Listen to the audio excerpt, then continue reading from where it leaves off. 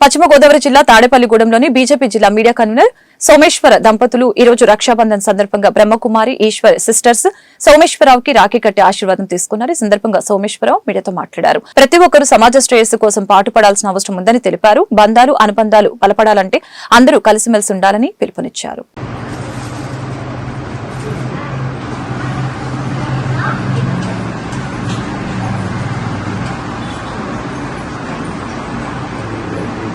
అన్ని రాఖీలకి భగవంతుడు రాఖీ కళ వేస్తుంది.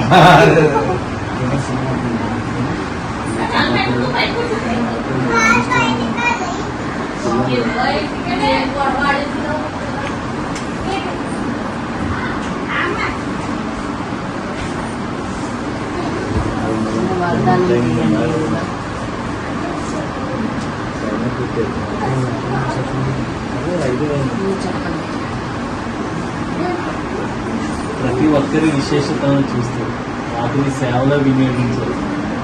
ఆశీర్వాదాలకు పాత్ర అంటే వీరందరి యొక్క ఆశీర్వాదం లభించాలంటే మీరు ఎవరి సంపర్కంలోకి వెళ్ళినా వాళ్ళ విశేషతను చూడండి.